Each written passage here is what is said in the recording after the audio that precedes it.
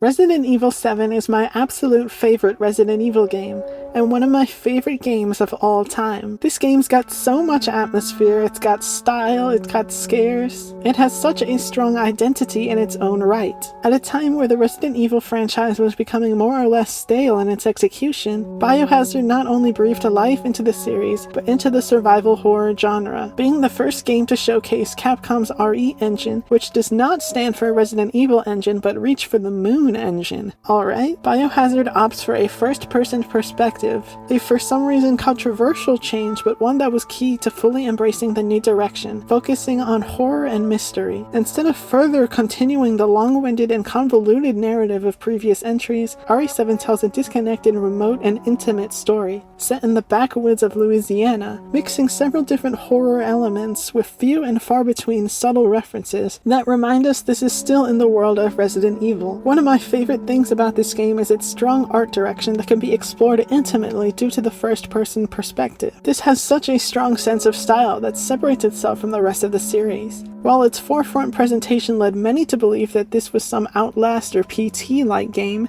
this is very much survival horror in the same vein as classic Resident Evils, with a focus on using resources wisely, backtracking, and unlocking new areas using key items while either confronting or avoiding scary enemies. While this is of course what the series has been about since the very beginning, the series had become way more action-oriented ever since 4, so of course you had some so-called fans claiming this not to be a true Resident Evil title, but they're dumb, ignore them. This reinvention, both story-wise and gameplay-wise, makes Resident Evil 7 a perfect game to jump into in the series, and I still think this game doesn't get the credit it deserves for bringing back the franchise stronger than ever, and for the strong and varied segments it showcases not only in the main campaign, but also in its extensive DLC.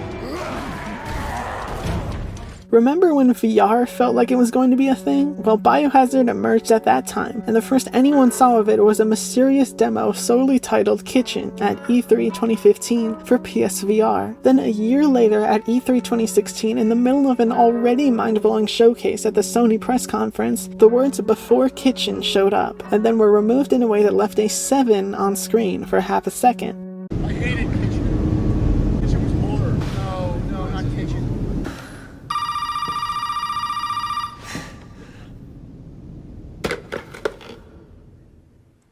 If you don't get out of there, they will kill you. Get out now.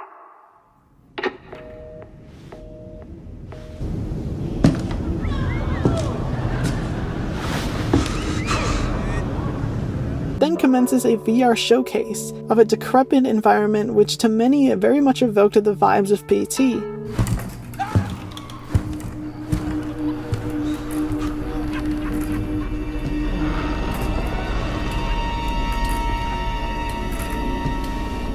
It then transitions to some disturbing found footage and then a montage of some freaky visuals as the iconic song Go Tell Aunt Rhody premieres. It ends with the Roman numeral 7 flashing up before the rest of the title fills in to reveal it to double as the VIL in Resident Evil.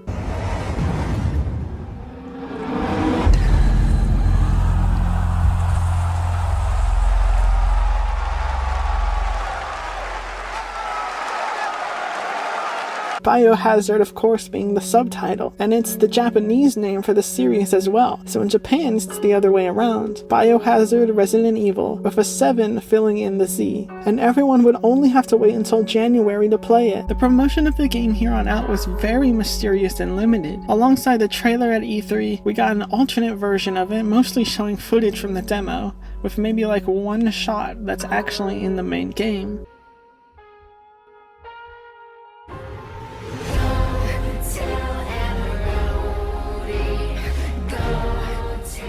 Then in August we got some more gameplay footage of one of the VHS tapes featured in the game, where Mia has to outrun Marguerite.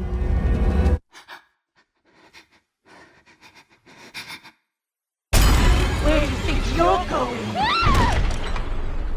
It's very much giving the impression that this is an Outlast-style game, which of course everybody got super upset about. And of course this is after everybody complained about the direction of the series after Resident Evil 6 and Umbrella Corps, all focusing on action. There was then a trailer showcasing a bit of the main house and unveiling the Baker family. Where am I? What the hell? Rise and shine, sleepyhead. It's time for supper. Welcome to the family, son.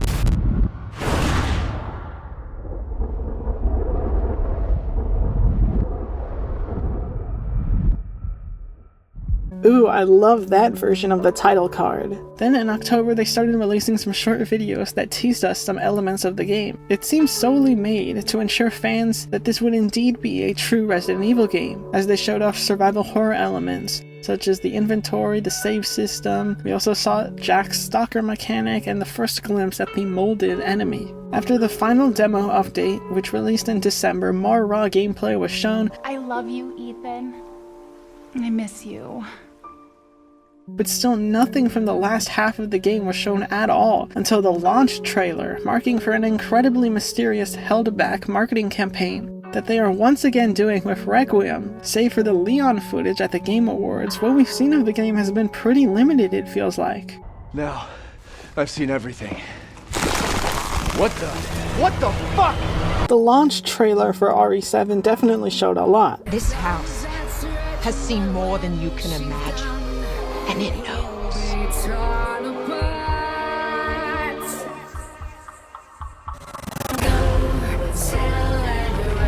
And yes, they did use On Roadie for literally every trailer. I don't care, that song slaps. Ethan, don't lose it. It's important. I like how that line can initially be interpreted as Ethan not losing his sanity, and this game's story does feel a lot more psychological than other Resident Evils, due to the intimate, personal nature.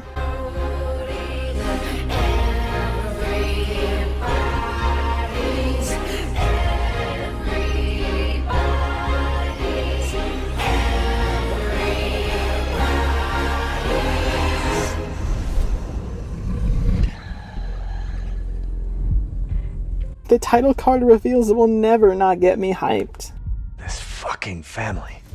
That's a funny line. Is that even in the game? I don't remember it. The release of the game led to massive critical acclaim and the turnaround of skeptical fans, from the promotion to eventually people opening up and realizing that this was a great Resident Evil game. Very soon after the release, the banned footage DLC would release, and then in December, the Not a Hero and End of Zoe DLCs would release. With the main campaign and all of the DLCs combined, it makes for my favorite Resident Evil experience, and one of my favorite survival horror experiences of all time. Let's get into it. Now we open up the game with the absolutely phenomenal beginning hour, which is my favorite part of the game. It's not even the survival horror element, it's just walking around the creepy-ass guest house, shutting things up, but I think it's this game at its most effective. And when I say beginning hour, I don't just mean the first hour of the game, I'm also talking about the beginning hour demo. That's right, baby, this demo is awesome, and it's its own thing working in tandem with the main game, as having experienced the demo will affect your experience with the first hour. Seeing what's the same or what's different, it enhances everything in my opinion. The demo tells its own kind of story with unique elements not present in the main game. It's most likely not canon, but let's try and make sense of it anyway. It's got different endings, lots of secrets, optional items, and Easter egg hunt unlocking a reward that connects to the main game, all laying mysterious groundwork for things we will see fully explored and some things not explored at all in the main game.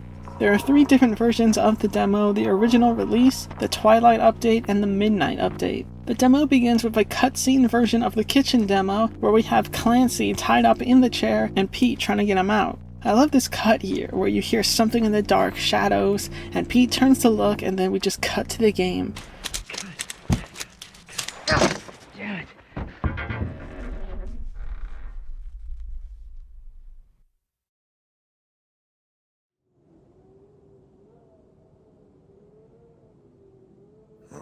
We find ourselves waking up in the middle of the guest house of the Baker estate. In this demo, we are playing as Ethan, apparently. The atmosphere of the guest house hits different in this demo. It's extra creepy here for some reason. All the subtle differences from the main game makes everything feel like some sort of fever dream. So if I had to make up a canon explanation for all of this, it would be that since obviously this can't coexist with the same events from the main game, given that this is Ethan, either it's not Ethan and it's just some other guy, but if it is Ethan, which it clearly is, even though it's probably just a placeholder character model and voice, then my explanation for it would be that this is Ethan remembering the events of Resident Evil 7 in the Mega Mycete. As we know in the Shadows of Rose DLC, in the Mega Mycete, locations and memories can become distorted. If I were to make it canon, is that it's Ethan's fever nightmare of the events of Resident Evil 7, as he experiences it in the Mega Mycete. Obviously, in all likelihood this demo is not canon, but it's fun to come up with an explanation for it. It always messes with me going from this demo to the main game because of all the subtle differences. Like this one has some jump scares in it which are fun, and some actually really get me because I forget that they're there.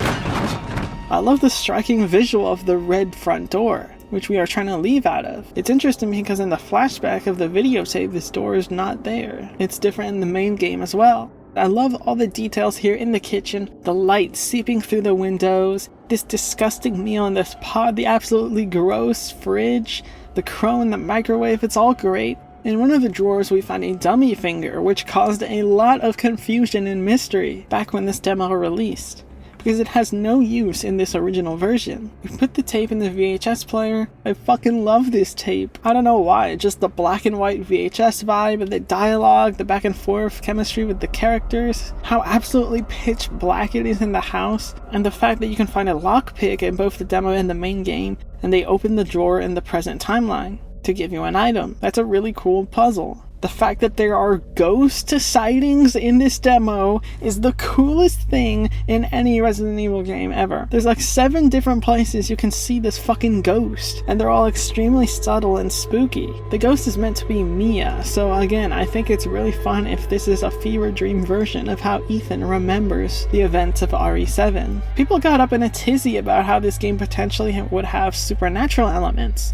but I think it's a really cool idea.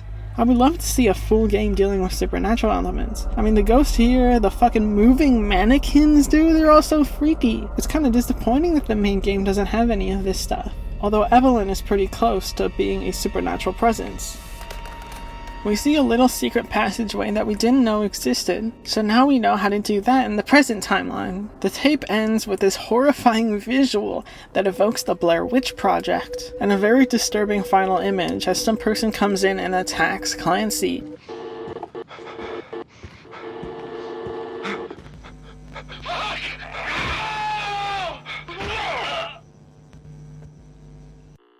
Unlocking the secret passage where we get the key to get out of here. Surely it can't be that easy, right? Well, it's not.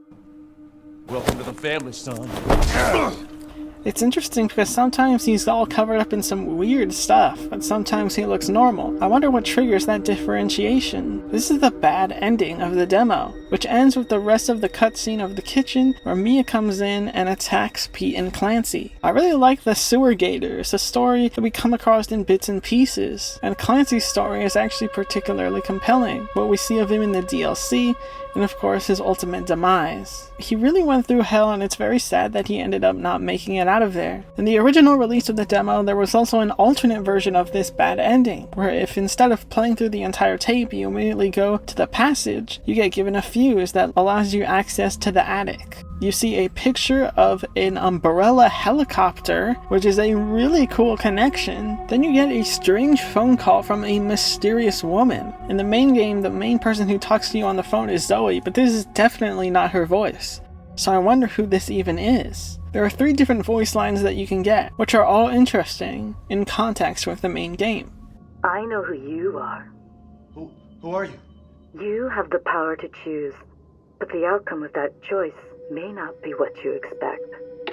Obviously, this line is hinting at the choice that you have to make in the main game, of whether you want to cure Mia or Zoe. The other 2 are more vague, but let's just throw out some theories, because why not? I know who you are. Who are you? You will have to say goodbye eventually. But will you be ready?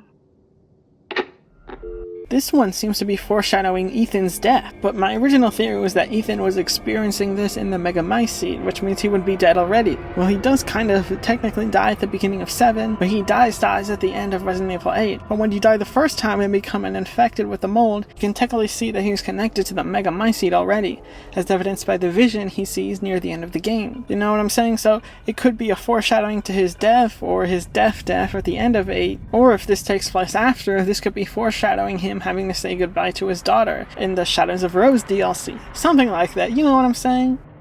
I know who you are. Who are you? Memories hold the truth. Don't let appearances mislead you. Screw it, I'm gonna say that this one straight up confirms my theory about this being a fever dream, as things are slightly different to the events that actually occurred here, but still there are shadows of the true events here in his memories. So yeah, theory confirmed. Not really, but maybe. Anyways, those phone calls are not accessible after the original version of the demo. So while this demo was really short, it still left people with a lot of questions, and there was a huge aura of mystery over these things that are still left unsolved. Like, what did the phone calls mean? What the hell is the ghost? What does this have to do with the original Resident Evil series? And of course there was the fucking dummy finger that nobody knew what the hell that thing was for. It was very much a PT-like experience that had people racking their brains trying to solve it. But nobody could because, well, it couldn't be solved because the answer would come with the further updates. So then came the Twilight demo, which added like a new hallway or something and some new items. It didn't really change that much. The Midnight update finally gave us the complete demo experience. You can now escape through the attic, and to get the attic key you need to go down in the basement where you'll find a Molded, the new enemy type featured in the game. If it hits you in any way, then you get the Infected ending, where you'll make your way to the attic but then you'll slowly be taken over by the infection, and it's pretty depressing. I hate this ending. Boy, you are nothing. Just a man without a family. If you manage to get out unscathed, then you get the true ending. The true ending says that whoever you're playing as told the authorities about what happened, but the authorities didn't find anything, and his account was discounted after he was found with some LSD. Okay, let's just ignore that. But the true thing that we're here for with this update is that we can finally utilize the dummy finger. Combining it with the celluloid hand, you'll make the dummy hand, and with this, you'll start a quest in which you'll use it along with a journal that you found to find these random clues throughout the environment that I don't know how anyone figured out.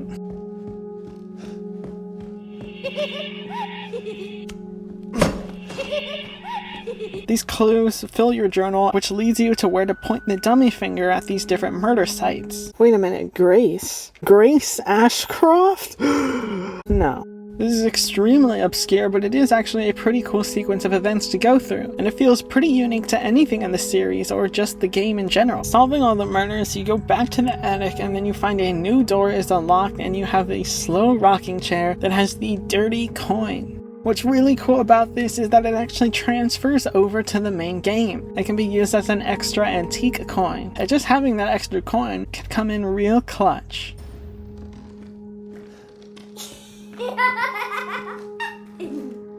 So that's the demo, a really cool piece of content that I always revisit whenever I come back to Resident Evil 7. Now let's talk about the actual beginning hour of Resident Evil 7. Before that though, let's talk about the difficulty of this game. Of course we have the standard difficulty, which definitely proves out to be a bit of a challenge on your first playthrough, and definitely to people who have never played a survival horror game before. Then there's Madhouse difficulty, which is unlocked after you beat the main game. This is the definitive way to play. This difficulty is incredible. It's easily my favorite difficulty mode in any survival horror game. It gets the challenge just right. It's extremely challenging. It's very resource oriented. It requires having to avoid enemies. You have to be very careful about what you craft and what you use up. The scenarios are slightly different to what happens on normal difficulty. Some encounters are just straight up completely switched up. It all feels just right. You have limited saves. Limited saves, a staple in Resident Evil. You gotta have them. There's extra items that you can purchase with the antique coins, and you get more antique coins to find to balance things out. It's just great. I play on Madhouse every time I play the game. I almost forget what encounters there even are on standard difficulty. Anyway, now let's get into the beginning hour of Resident Evil 7.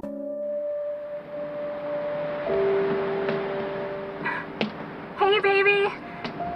just wanted to send a quick hello and I love you. We start off with this iconic, well, I feel like it's an iconic start. We have Mia here, one of the more underrated characters of the franchise. She gets a lot of hate. I feel like she's not explored that much. She's actually really interesting, but I feel like, especially moving into Village, that she's heavily underutilized, and it's kind of written off in that game. Bye, baby.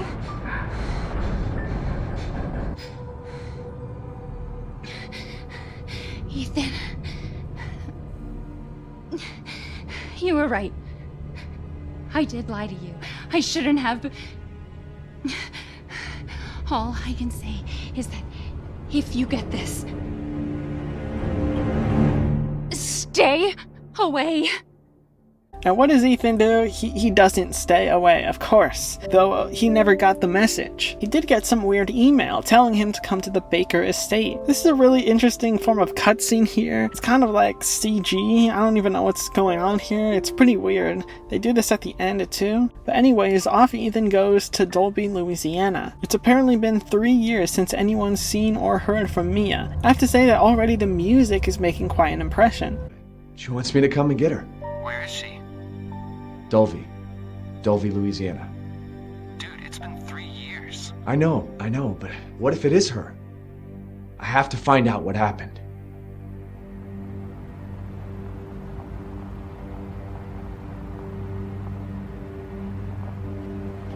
The vibe here is eerie. The sun is setting here in the bayou. This whole game is very much giving classic horror, such as the Texas Chainsaw Massacre and Evil Dead. Look at this shot of the house, dude. The imagery in this game is too good. You couldn't get this if it wasn't third person, I'm telling you. This is so daunting. We come across this dude, Jack Baker, just strolling around, walking by, just trolling us as he disappears into the mold. We pass by this swamp, and I love all the set dressing here. This is very creepy. Look at this vista right here with the guest house. This is so atmospheric. We are back here in the guest house. It's actually kind of cozy in here. I feel more comfortable in this version of the guest house as opposed to the demo version. You already know the secret passageway is there, so we can go down the ladder. It does break, but that's pretty inconsequential. We go through a little sewer here, find the dead body of Andre. He's not looking so good. And we enter this dungeon area, which is very disturbing, especially after seeing pictures of a cell. The danger feels pretty human at this part, as we feel like Mia's just been captured by this psycho human. We find the cell and Mia is in there, just sleeping. We find the handy dandy, trusty, iconic bolt cutters and put them to use. Now this is straight up just breaking all sorts of expectations that we had. We thought we were gonna spend the whole game trying to look for Mia, but now she's right here and she's not looking so good. Ethan? Ethan? Are you alright? You shouldn't be here. What do you mean? You contacted me. No, I wouldn't. Did I? Did anyone see you? Did he see you? Hey, who else is here? What the hell's going on? Daddy's coming. We need to go. Daddy? We need to go now! She's on high alert here and it's pretty unsettling. She's just rambling on about this family. The way she makes eye contact here, just looking into your soul, freaks me the hell out. She is not alright, but all of a sudden she vanishes.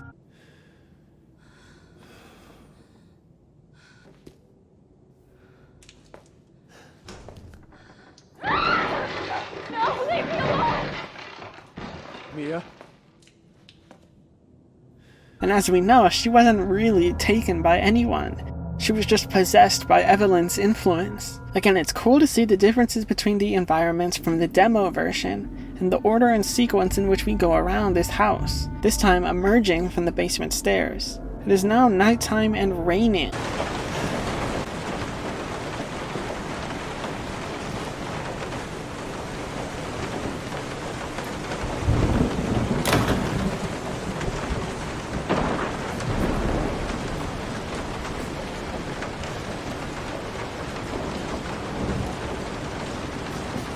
It's very cozy, but that doesn't...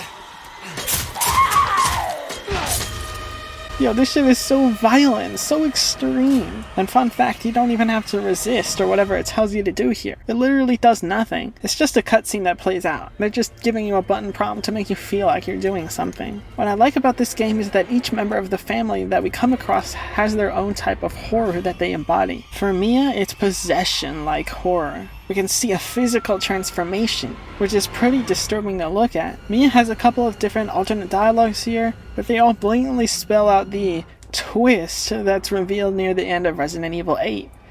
I'm dead, Ethan! I can never leave! That you're infected with the mold and you're basically dead already. You shouldn't have come, Ethan! Now you have to be dead too. For many people, that was the big twist of Resident Evil 8. That explains Ethan's limb regeneration and stuff. However, to me and a few other people who were actually paying attention, this stuff is very obvious from Resident Evil 7. Starting with this dialogue from Mia, where she literally tells us that she is dead, and then we have to be dead too. We have a bit of an axe fight here with Mia. It's actually pretty fun to do melee combat in this game. Learning enemy patterns, knowing when to duck in and out, using the guard mechanic, which is a really underrated mechanic that nobody seems to really talk about or use. It's way faster than trying to move out of the way, and it stops you from taking a lot of or all damage altogether. And you don't have to waste time trying to get back to the enemy to attack. We strike a killing blow against Mia and she turns back to normal, which is a devastating moment.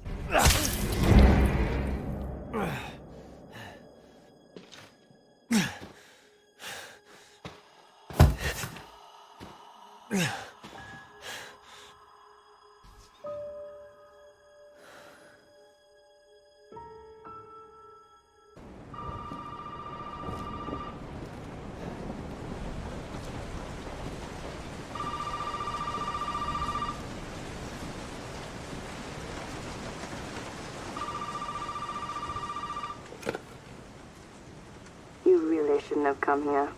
Who's this? You know, what the fuck is going on? My name's Zoe. There should be a way out through the attic. Attic. Go there. Now.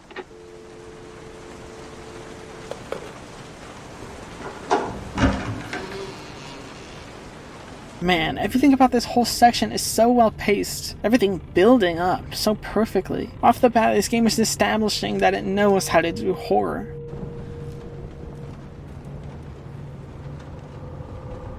Oh my god, this is so peak, I'm telling you. Even though there's no resource management or combat or whatever, it's been very linear so far. Atmosphere is my favorite thing ever. It's the most important thing for me in a game, especially a horror game. And the atmosphere in this first part of the game is incredible. How dark it is, how everything is slowly and slowly escalating. Things getting more and more crazy. There's some truly great scares here, as the tension of the idea that we're almost out of here. Ethan, it's okay. It's okay, it's me. I know you didn't mean to hurt me. You shouldn't have done that! It fucking hurts! Shout out to Katie O'Hagan, who voices Mia. How she can do that grungy, demonic voice completely eludes me, but it is so incredible to listen to that this fucking happens.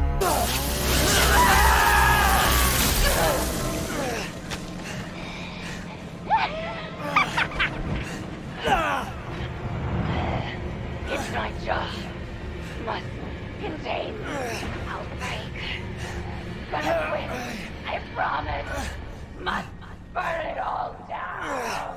Yo, this is so extreme right now. We're not fucking around. This is hardcore. We just got our hand chopped off. We can pick it up too. Man, this is some Evil Dead stuff right here. Heading into the attic, we finally arm ourselves. Get it? We got an incredibly intense first boss fight of the game. This is a great fight, it really is, especially on Madhouse difficulty, because you have to use the axe unless you can manage to headshot every bullet you have. Even still, I don't think that would do it. But the axe is pretty good to use. You can actually stun lock her a lot with that thing. You can utilize the doors to your advantage because it takes Mia a while to get through, so you have some time to line up some good headshots. Sometimes he just moves way too rapidly, but then guarding is really useful, especially on this fight, because you can completely avoid damage by guarding.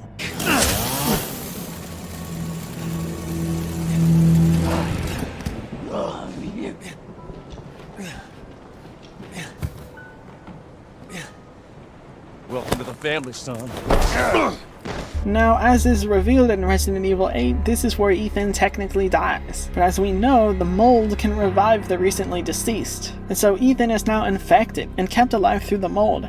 Just like the Bakers, just like Mia. As Jack says, he is part of the family now. He takes us inside the house and we see that Zoe staples our hand back on. Of course, for some reason, many people dissuaded this as dumb video game logic, but it's pretty clear that there is intention behind this, that Ethan is infected. Especially since not too long after, we get the scene with the Bakers in full force and we see that Lucas gets his hand chopped off, saying not again, meaning that there is some limb reattachment going on, immediately alluding to the fact that whatever is going on with the Bakers is also going on with Ethan. Anyways, this is an incredibly iconic scene. Of course, in the spirit of the Texas Chainsaw Massacre, we have this incredible feast and the Bakers are absolutely unhinged. The performances from everybody really heighten this moment, and this is so different from anything in the franchise history. To me, this already leaves a mark of this game having such an incredible story that separates itself from the rest of the franchise as a more personal narrative. We're here for a reason to try to save our wife, and instead of just fighting against zombies or boring mustache-twirling villains, there's a more intricate narrative to put together, a mystery of what exactly is wrong with these people, what's wrong with us. Here we go, we're in it now. We got Grandma Evelyn over here staring us down as we make an escape. This part here is so ridiculously intense. We just have this L-shaped hallway with no real cover, and it's just you and Jack. Slip out before dinner was done? I used my good old strat of ducking into the garage entrance and waiting for him to enter the kitchen, and then sneaking on by, getting the key. When you come back, you have a somewhat decent chance of slipping into the pantry using the kitchen counter as cover. Sometimes he'll spot you though. Just do whatever you want. Fuck it. Oh!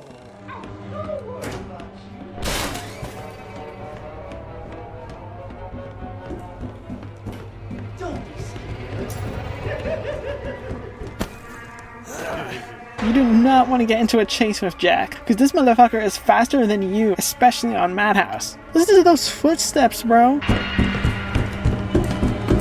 Absolutely not. Following in suit with each family member having a different aspect of horror surrounding them, Jack embodies the stalker, slasher, murderer type of horror. RE fans are for some reason very obsessed with these stalker type enemies, and as far as they go, I think Jack is the best the series has to offer. He's obviously very scary and aggressive, but you can also hide from him because this game has a crouch button, so you can stealth. You can also utilize the crouch to duck under certain attacks, avoiding all damage. The crouch is as useful to learn as the guarding mechanic, and utilizing both is essential to doing well, especially in Madhouse difficulty. Jack's personality makes him extra confrontational to come across. Something about him just being some dude, angrily ranting and then trying to fuck with you, makes him more threatening. Oh, I see you. Now we use the key on the hatch, but if he catches up to you when you're doing this, this happens.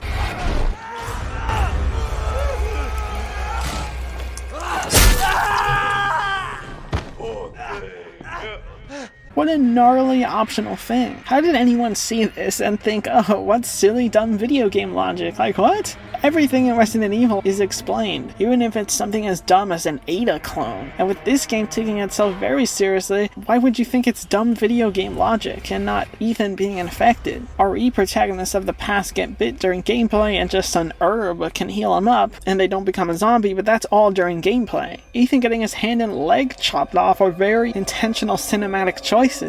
What the fuck?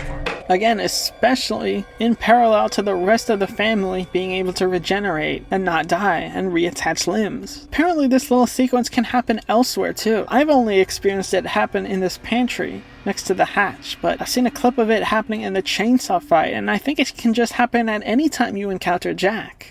He's Daddy! Howdy!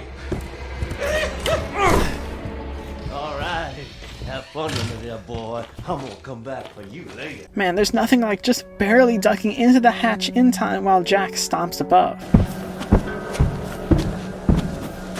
Bro thinks he's Mr. X.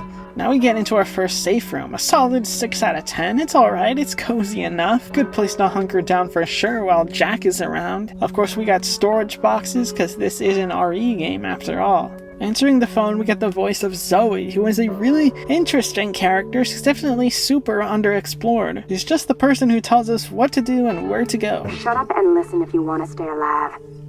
You gotta get out of that house. There might be a way out through the main hall. All right.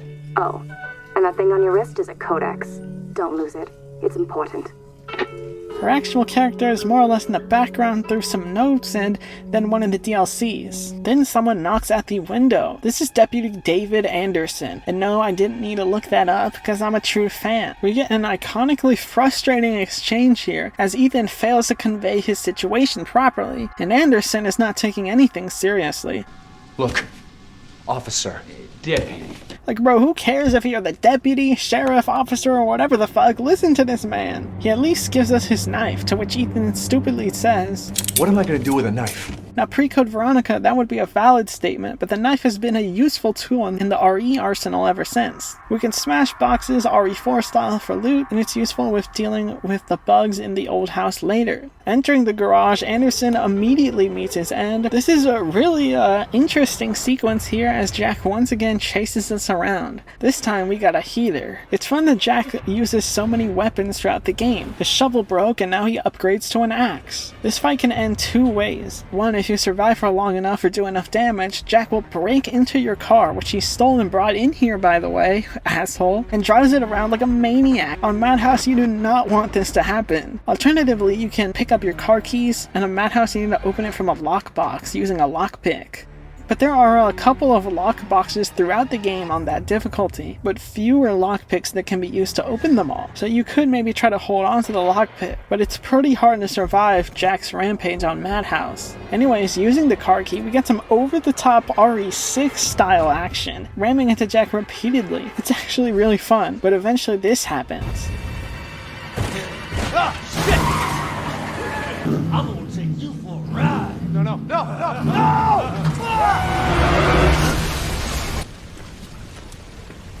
Him walking towards you on fire is so unhinged. This isn't the end, you know?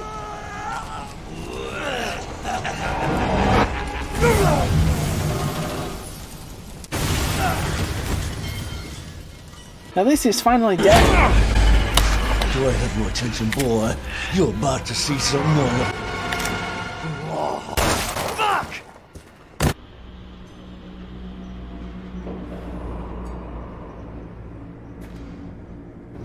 Now we can finally explore more of the house. Look at this. Yes, yes. Yes to all of this. Nothing like a large open lobby area with a staircase in an RE game. I love all the little details here. We got more Easter eggs here. The Arclay Mountains. This news article by Alyssa Ashcroft. That's right, from Outbreak and Requiem. I'm so hyped. On Madhouse we got the antique coins already. I'll discuss these later once the rest becomes available. Now we just...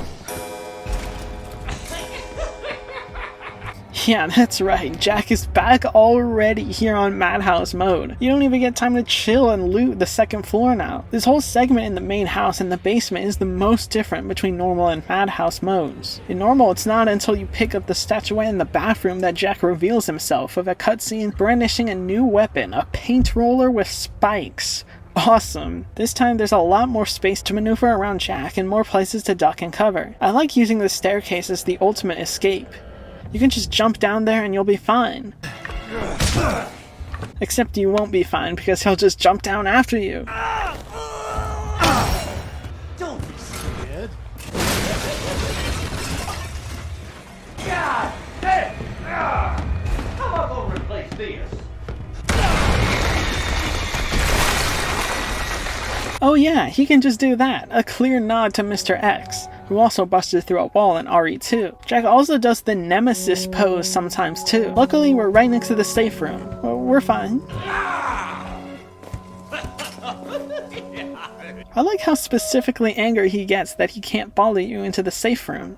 To progress, we use the statuette to complete the shadow puzzle, which are nice, fun, reoccurring puzzles. I like them. Alternatively, on Madhouse, you don't gotta do any of this because you can purchase the scorpion key off the rip using the antique coins, so you can avoid Jack altogether. Honestly, this whole section is way easier on Madhouse, because other than the two-legged moldeds that you gotta deal with, which are easy to be killed to be fair, you can bum rush your way all the way to the chainsaw fight, and that fight is pretty easy. Well, to me. You gotta be skilled enough. You have to learn the attack patterns, utilizing the crouching and the guarding. And then after that fight, all the basement enemies have despawned.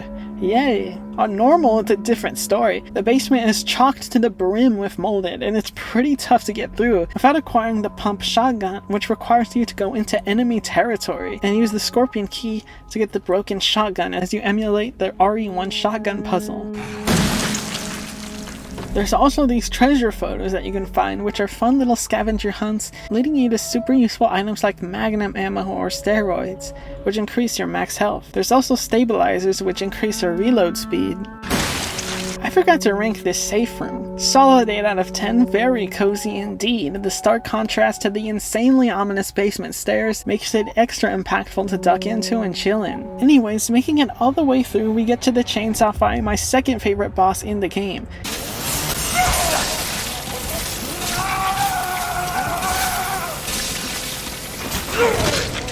It's just so much fun. Again, you just gotta get those attack patterns down, utilize the crouching and guarding, stunning him with the body bags. I love that this game has its share of over-the-top moments of pure insanity. Locking chainsaws with Jack as he taunts you is peak Resident Evil.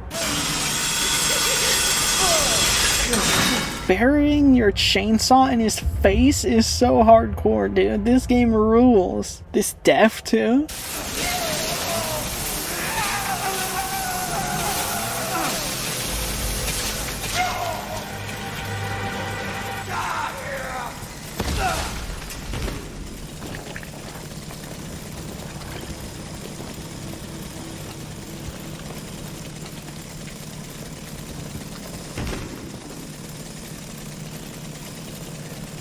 Do me a favor and stay dead. For some reason, Ethan decides it's a great idea to use the chainsaw on metal, and of course it breaks too. It pisses me off that the chainsaw isn't an unlockable weapon. Like, why wouldn't it be? You do get a saw blade, but that doesn't hit the same. Triumphantly emerging from the basement, this happens.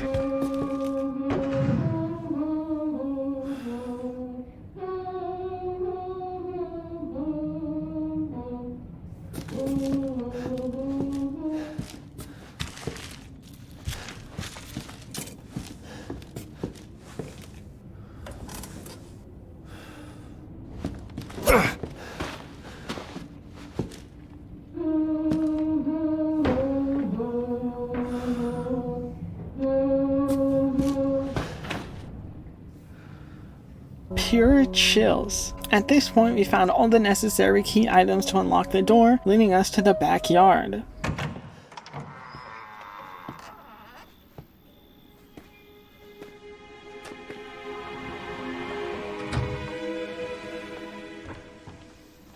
We get a nice little break here to loot before entering the best save room, the trailer.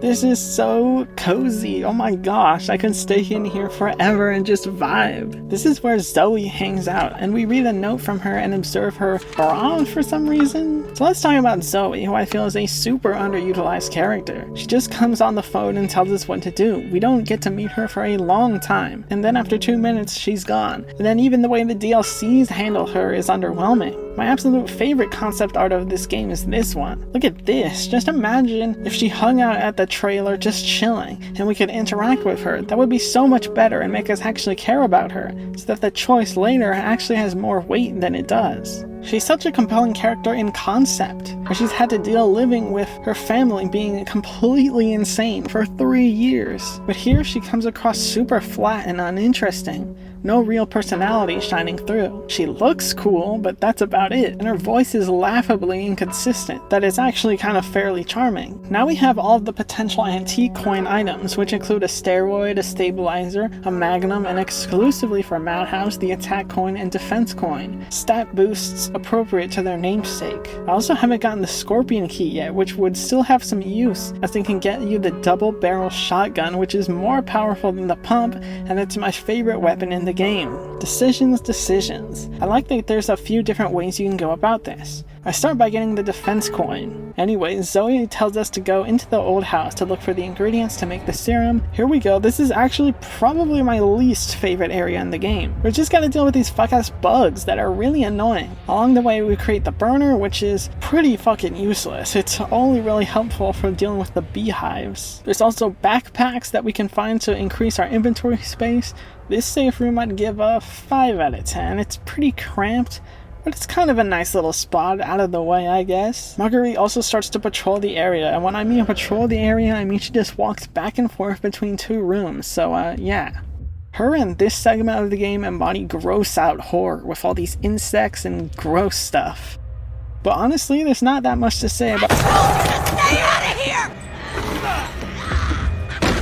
We find the ingredients that we need for the serum, a D-series head and arm. Now I'm gonna be honest, I'm not sure if they ever explain what the hell a D-series is or what it's doing here, but okay. I think it's a proto version of the E-series, which is Evelyn. But what is it doing here? To progress we need a lantern. Marguerite's lantern.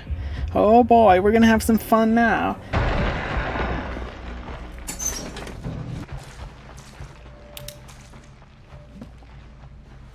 What the fuck?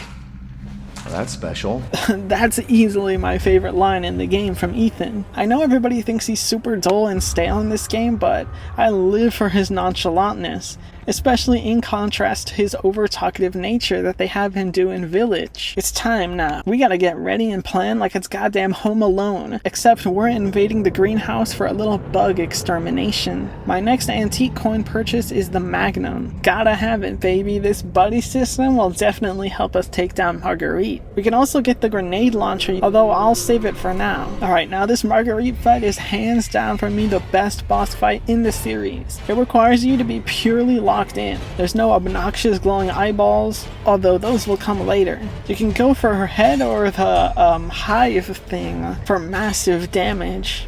She'll pop in and out of the area using various channels, sometimes quietly skulking, waiting for you to fall in her trap. Her design and movement is absolutely mortifying and hellish. Every now and then she'll try and plant these bug hives, and these are the absolute worst. It can be life-ending.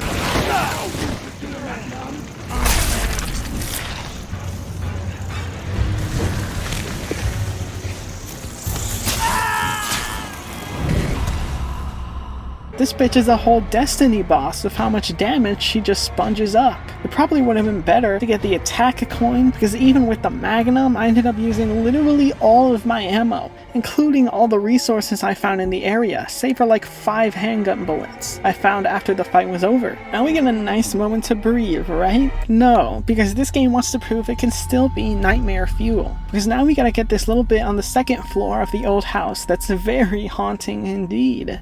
I love this drawing of the ship. That's some good foreshadowing. In the secret compartment, we see the remains of the D-series again. What the hell is this thing and how did it get here? I don't know, but this is freaky as hell.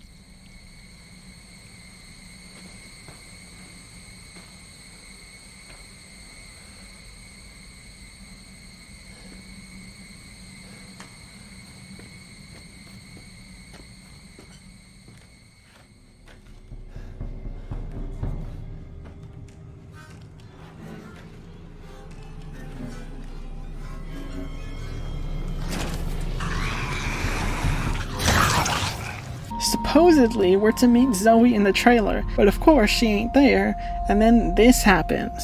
Hey, buddy! I thought you should know.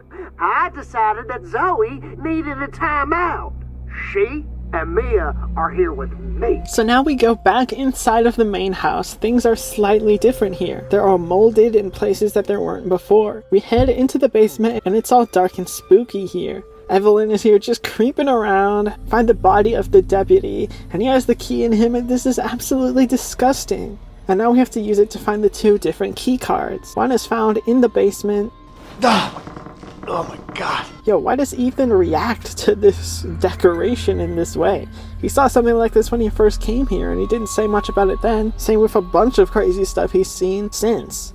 Why is he so bothered by this? The other key card is in Lucas's old room, where we get a pretty disturbing story about how he locked the kid in the attic. I think that kid might have even died there. Did he cover it up somehow? Did the bakers help him do it? Anyways, it shows that Lucas was a complete psycho even before he got infected. And the thing is, his connection to Evie had been severed at this point, so he's not even being controlled by her. So he's absolutely just a pure psycho. After we get the 2 key cards, we fight 2 of the 2 Leg Molded in the yard, which was supposed to be our safe space. This is like the most challenging part of the entire game right here, especially on Madhouse mode. Now we gain access to the testing area, where Lucas is throwing a party over here.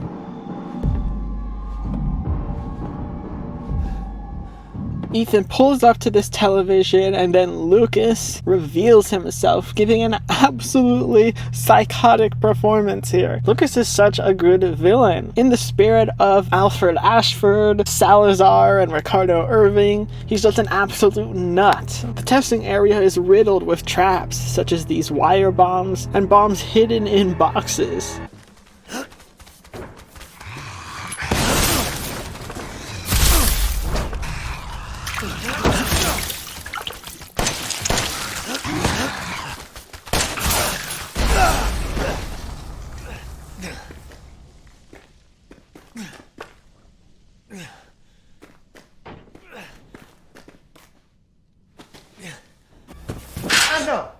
Fucking password, right? It's really cool how this little passcode box here uses the sound effects from the classic Resident Evil games. We need the right password, and to find that we go to the barn area, which is a really interesting little segment. We also check out one of the tapes that we have found, Happy Birthday. In it, we join back up again with our boy Clancy. Lucas has put him in a trap, and Clancy has to solve this little escape room. This is a really cool little segment here. It's always nice to have some puzzles in a Resident Evil game. Unfortunately, once you solve it, this happens.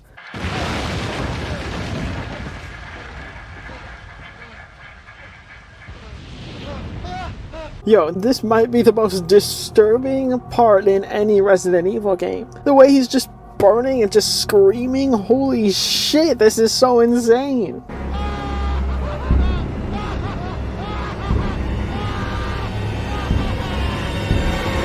Poor Clancy, what did he do to deserve this? Lucas is a monster. I like this little detail of the straw doll that you have to burn up on the stove, and it literally says, "This is you," which is foreshadowing what's going to happen to Clancy.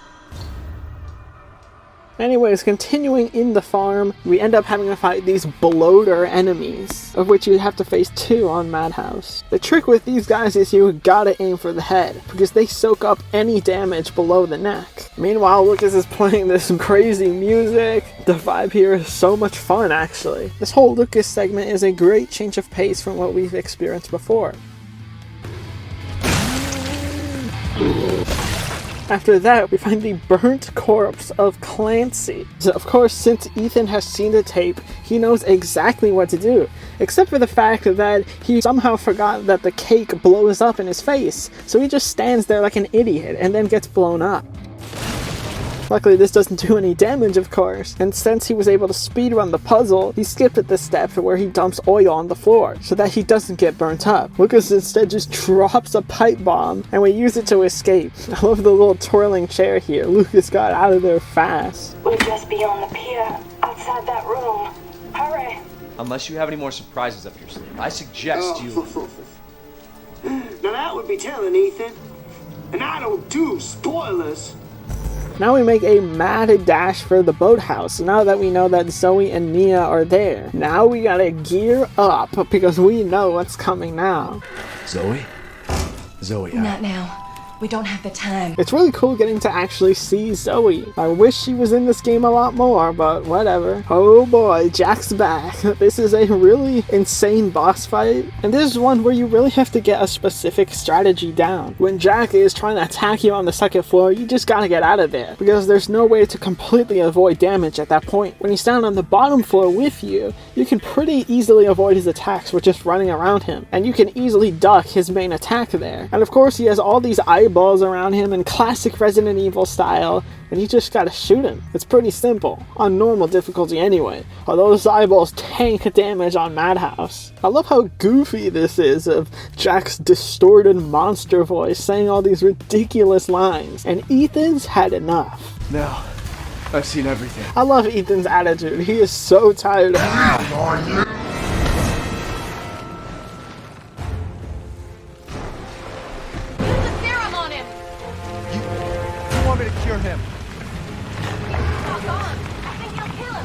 If we don't cure Jack right now, we get the most insane death animation in the game.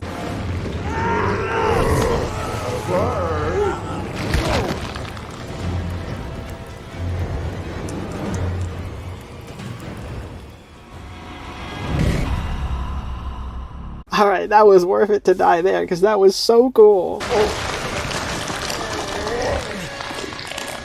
Now here comes this part, where we have to choose who we want to cure. Our wife, who we came all this way here to save, or some random woman we just met. Decisions. Of course, Zoe helped us throughout the game, kind of, not really. She didn't really help us, she just told us where to go and what to do. Just bossing us around, not actually helping us. But she's cute, so we gotta cure her. No, let's go with Mia now. Come on now. The way the cure works is interesting and doesn't really make a whole lot of sense. If you cure Zoe, I can't believe you chose me. she just dies and Evelyn just kills her, but I thought she was cured, so how would Evelyn be able to do that? And also Mia gets reinfected as well, so it's not really a permanent cure either. Anyways, we get on the boat with Mia. Ethan, thank you. Who the hell else was I gonna choose? We leave the Baker estate and go into the bayou. I just want to know the truth. Ethan, I honestly don't remember. Try.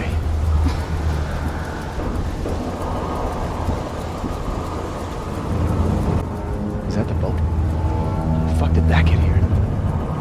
The world of Resident Evil 7 opens up. We've been so isolated for so long, but now it's time to try and solve the mystery, to get answers. Evelyn attacks us and everything falls apart. What the fuck? What is that? We awake as Mia. A character change in a Resident Evil game. Of course, you gotta have it. There hasn't been a single entry in the main franchise where you haven't been able to play as more than one character. So here we go to everyone's least favorite part of the game, the boat. Except not me, because the boat is awesome. I love this section of the game. Straight up one of my favorite parts. It's as good as the main house segment. I don't know why people hate this, but this segment is so good. It's so well paced and such a necessary change of pace for the game overall. We've just taken on Jack as a huge mutated Resident Evil monster with a huge arsenal of weapons. We're feeling way too powerful at this point. In the Zoe ending, Ethan wants to go into the ship and find answers. Oh, what the? They came on that. Let's go take a look. I'm not going back there. I gotta know what Mia was up to. Now switching to Mia, who has absolutely nothing to her name, and slowly walking through this linear segment in the ship. This all has a very atmospheric build-up. Evelyn is stalking us, just trolling us with her hallucination form. And this decrepit, abandoned ghost ship is awesome. Look at these corpses here, all molded up, as you get flashbacks through the megamycete of what happened on the ship. This is so cool. Look at this vista right here, the desolate tanker just lying dead amidst the swamp. There's clearly some history here between Evelyn and Mia, and it's being played up as we get into this as Evelyn challenges Mia to watch this tape, which is some like weird mold tape or something, which is just Mia going into the megamycete and remembering everything that had happened. Up to this point, Mia had forgotten everything. Watch it. What? Why? You need to remember, so we can be a family. Now when it comes to this tape, I can understand why people may be hesitant about this whole segment. I still like this tape segment because we get to see what the ship looked like before it crashed. There's a unique atmosphere here with the lighting and the rain outside pouring. Kind of a cozy feel here.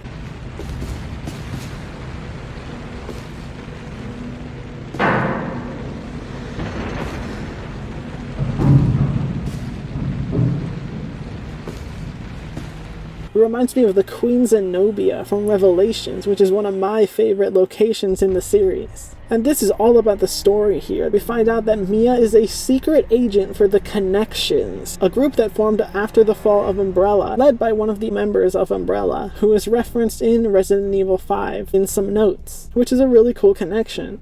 Get it? Connection? Connections? The Connections? Mia's here with her partner Alan, and they're trying to get control of Evelyn, who's broke containment. Evelyn is basically this produced bioweapon by the Connections that is meant to mind control people, infiltrating them under the guise of this little girl. These people and their damn bioweapons. Unfortunately, this programming manifested itself into this girl as a sense of trying to find a family. Her very purpose to take over and corrupt people, intertwining with her instinct as this little girl who just wants a family of her own. With this power of hers being able to forcibly create her own form of family. It's almost tragic in a sense, as Evelyn is just this test tube freak and is not allowed to have a normal life. A bioweapon forming a will of its own, and due to its very nature as a weapon, falls into a pattern of violence. Given that Mia is assigned as her caretaker, Evelyn views her as her mother figure. She didn't attack you? It's part of her imprinting protocol. Now, this is where we get a lot of hate for Mia as a character, because she's an evil scientist. I mean, kind of, but like not really. We only see her listed as Evelyn's caretaker. We don't really get too much of a sense of her role in the Connections outside of that, but I think there's a lot more nuance to this character. At the very least, she still has the will to save Ethan, as we do in the following segment. The same will that he had to save her. If anything, the problem lies that this game fails to address this further at the end of the game or even in Village, which is a shame because Mia is such an interesting character and this new revelation does a lot, but there's no follow-up after this. Anyways, the hunt for Evelyn takes us to the bottom floor of the ship, but then Evelyn disappears, so then we gotta go all the way back up. That is a bit tedious, I will admit. Make our way all the way up to the 3rd floor where we encounter Alan. She's trying to take control! You have to fight her! And then Evelyn comes in and turns him into the mold. A really cool transformation sequence. Well, he doesn't really turn into a mold, he just kind of dies. And then we see Mia become infected as well. There's something that I've noticed, is in that in the RE Engine games of Resident Evil, we never really get a transformation sequence. In the previous Resident Evil games, we'd see full-on mutations, but in the RE Engine titles, they cut around or obscure it. Coming in here, Mia then records the video that we see at the very beginning of the game, the message that Ethan never got. Stay away. Forget that you ever knew me. Have a good life.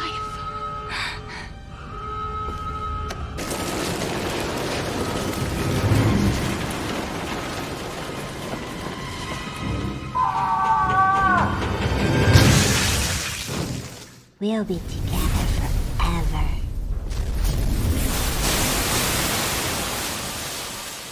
Then we get a CG cutscene of the entire ship falling apart into the ocean.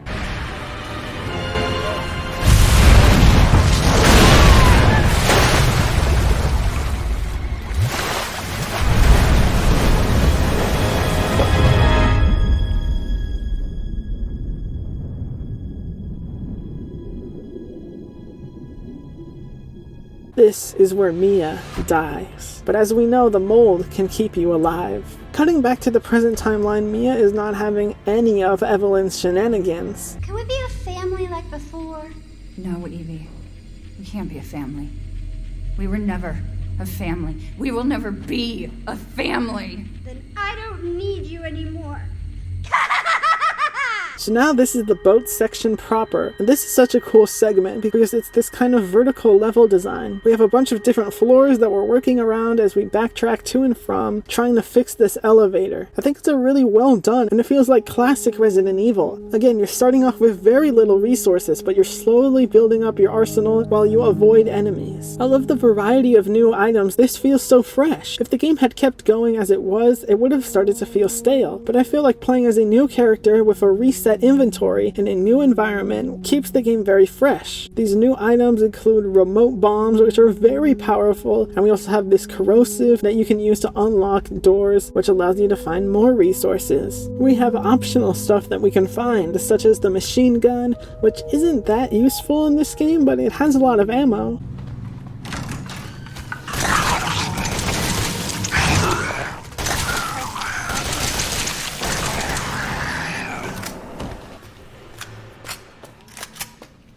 We got puzzles here, like these paintings. This feels very classic indeed. On Madhouse, you really gotta stealth around these giant dudes on the second floor.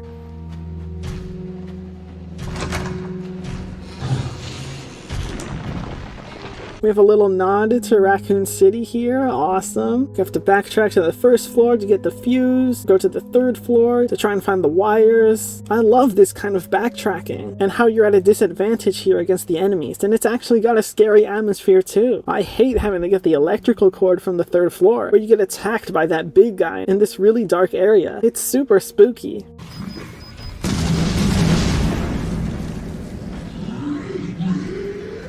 Then once you fix the elevator, you can use it to travel up to all of the floors very quickly. You can duck in and out of the elevator when it's not working to go in between the different levels, or you can use the main staircase which leads all the way around. As for the safe room here, this is a solid 9 out of 10. The way it's this bedroom, it's so cozy, the lighting here, the way you can just lay down here while the monsters are rampaging outside. This segment rocks. What the hell are you guys talking about? Ethan is on the bottom floor, so we take the elevator down there and just charge our way through, and we find him covered in a bunch of mold, very alien-like. We cut to Ethan, and here he is in the Megamycete system, where he communes with Jack, and we get a very heartfelt moment here. And it was pretty clear that they were infected with some terrible thing that was making them act this way, but really getting to see Jack be so genuine, that layer peeling back, revealing this humanity that we didn't really even think about had to be there. Jack pleads with Ethan to set things right. I even like how Jack has some sympathy here for Evelyn.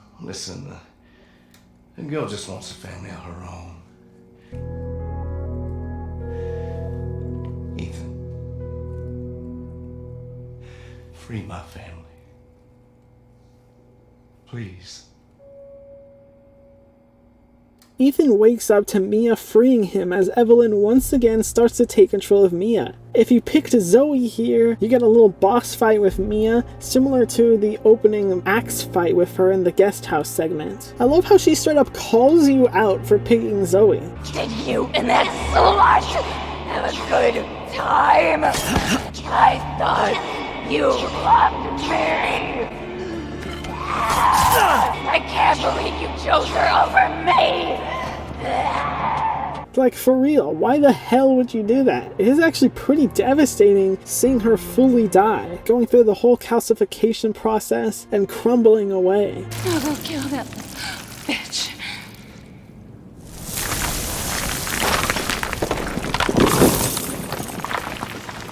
Why, Mia? Why? What a bummer. But in the good ending, Mia is able to get Ethan out as she locks herself away in the ship. What? Wait, what are you doing? What are you doing? Saving your life. You need to go. I won't be able to resist for much longer. No. Now go kill that little bitch. No. Mia! No! It's kind of unclear what happens to Mia after this segment because we only see her again at the very end of the game, all fine. It's weird, even though we cured her, she got reinfected anyway, so I don't even know how the whole thing works. Obviously she's dead and being kept alive by the mold. I guess that can't go away, but what's the point of the cure if Evelyn can just take over again? Okay, you little bitch. Where the fuck are you? Okay, Ethan. Leaving the boat, we get this ominous vista of the woods. Looks like the ending of the Lorax over here. The sky is dark and there are no stars. We get a top-tier chilling moment here as a chopper passes overhead.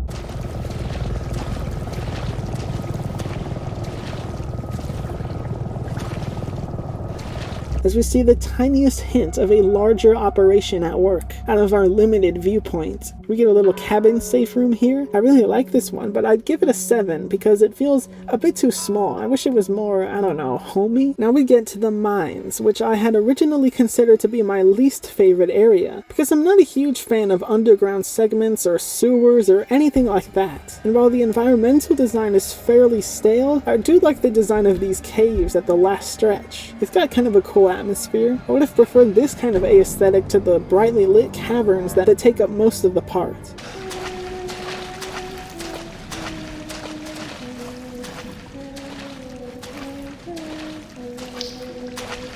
This segment is about giving it all you've got, because it's just non-stop molded from here on out, using up all the resources you have. There's no real final boss fight, it's just these two giant molded at the end, which are a different variant too. I don't think it's the same one from the Not a Hero DLC, but there's a resemblance there.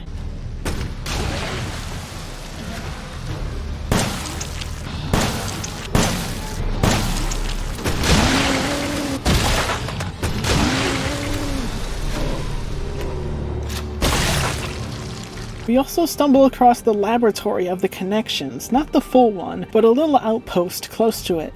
The full lab we'll see in the Not a Hero DLC. This is where we get a bunch of documents just dumping all this info about everything about Evelyn. This is where it's also revealed that Lucas had been cleared of the mind control, and we learned that Evelyn was Grandma all along, her physical form, which had deteriorated in a quick span of time. The little girl we've been seeing are hallucinations that plague anyone infected with the mold that are connected to Evelyn, pointing to the fact that Ethan is infected. We get this really cool full circle moment as we enter the basement of the Baker estate. It's quite a somber tone here as we remember all the events that started this game. We get a little bit of a peek of Ethan's face. That's probably the most we get of it. The blue hue here that's permeating all over, and the music that is really calming.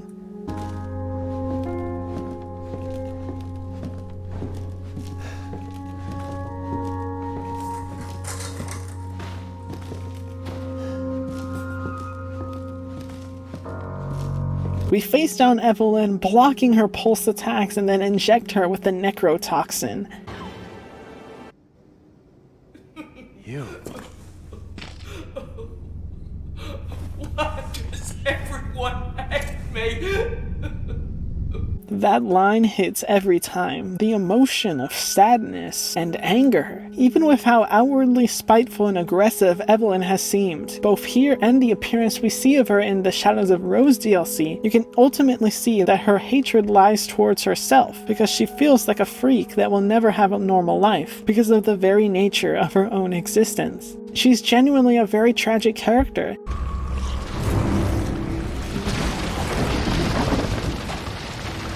Now we get this last cinematic piece, which is very much not a final boss fight at all, and that is a valid complaint for sure, but this is fine, whatever, it works, I guess. It's very cool looking, there's that. A giant face coming out of the wall, very cool visual. They did this in RE6 as well in the Ada campaign.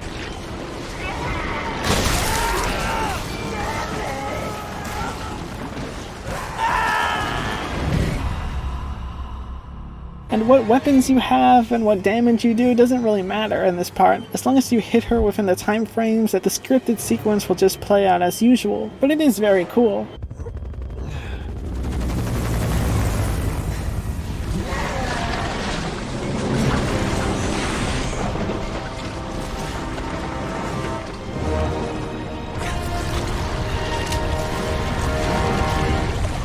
Looking up at the giant body of Evelyn sprouting out of the Baker estate is so cool. This evil that has permeated and grown in this house all this time finally exploding outwards in vengeance. Just when everything seems down, a gun comes out of nowhere. The gun being named Albert, a nod to Wesker. Nice. This thing hits like a truck. It's got neuro rounds and a cool yellow laser sight. What's disappointing is that the unlockable version of this weapon that you get after beating the game doesn't have neuro rounds or the yellow laser sight, so what the hell? Evelyn gets taken down and the way she crumbles here is so satisfying. We finally made it to the end. It feels like such a journey. That's the beauty of Resident Evil. No matter what game you're playing, by the time you finish it, it feels like you just ran a marathon.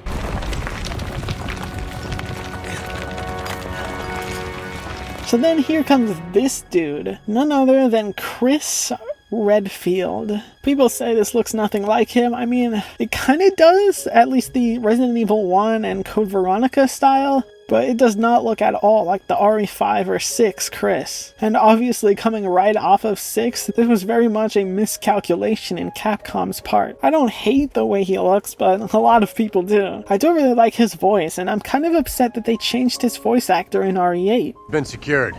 He's alive and well considering. Ethan reunites again with Mia and they ride off in a helicopter into the sunrise. The same music from the RE1 credits play, which is an awesome callback. You gotta end an RE game riding off in a helicopter, or at least riding off in some sort of vehicle. The helicopter being an Umbrella helicopter with a new blue logo. That's right, Umbrella has rebranded to be a counter-bioterrorist unit, which I think is a really cool idea, and the fact that Chris is a part of it too started so much speculation when this game came out, and people clamoring for the Not a Hero DLC. Maybe this is where the next door opens.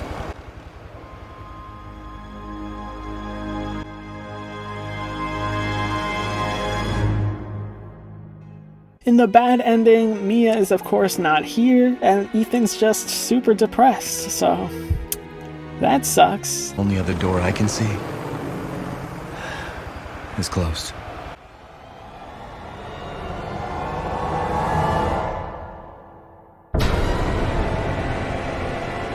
Then the game finishes off with the greatest ending credits sequence in the history of video games. This thing hits. So that's the main game, an overall super strong package in my opinion. Beginning with the incredible guest house segment, which is pure horror atmosphere, building up to the main house segment, which builds up the survival horror elements, with you being at a disadvantage against Jack and the monsters, the triumph of defeating them finally, heading into the yard and dealing with a new type of horror in Marguerite and the Bugs, which is definitely the weakest part of the game for me, but it makes up for it with the incredible Marguerite boss fight, and the second floor of the old house, reinvigorating the horror elements. Backtracking through the main house in a different setting, collecting key items, feels very classic Resident Evil. The testing area is more slow and methodical for the pacing, which all builds up for an explosive final fight against Jack, and is you at the height of your power. And then again, that boat segment really comes in clutch with the pacing, resetting your progress, full of backtracking,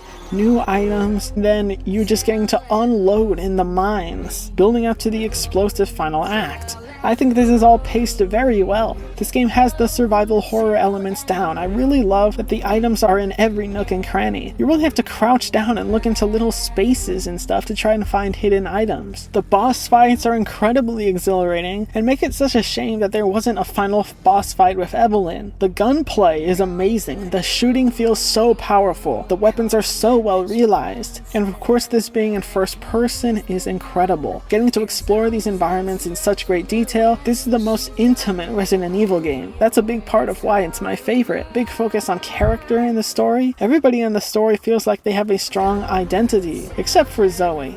And as for Ethan, a lot of people didn't really like him in this game. At the very least, they didn't care for him at all. I think he's super funny in this game, the way he's so initially nonchalant, but he has these lines every now and again that shows he's just tired of this Baker family. He just wants to save his wife. This normalcy in a character is something that I really like, as opposed to the superheroes that are Leon and Chris and all the other RE protagonists, who all feel like such caricatures, even though they are pretty strong, and I really like them. There's something so real feeling about Ethan, and that makes his character so lovable. So I mean, this is already like my favorite Resident Evil game. It's up there with Nemesis and the 1 remake. And then there's more. We got some DLCs to talk about.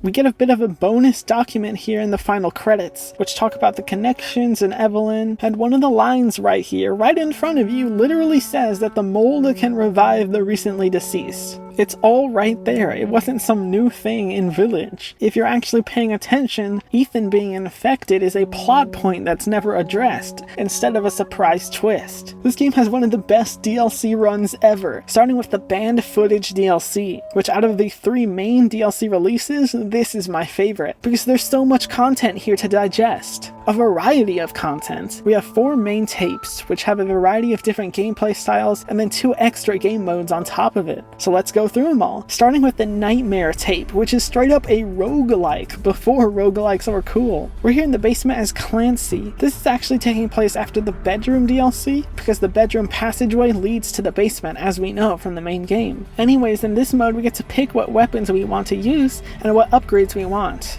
There's other bonus items that we can have to help us out. And there's such a variety of stuff here. Each one gives you a buildup of points that unlock rewards that can help you out in future runs. It's wave-based and you have to last until dawn. You face waves of molded. The main thing you want to do is activate the compactor so that you can get more parts to buy weapons and upgrades. Eventually the compactors will be put to a stop as you must take down all the enemies in order to complete the wave. As we get further along, this will become more and more difficult as you get thrown in giant molded and even Jack Baker coming in. There's so much environmental traps that you can use to your advantage, such as setting up wire bombs, nerve gas traps, explosive barrels. There's so much you can do.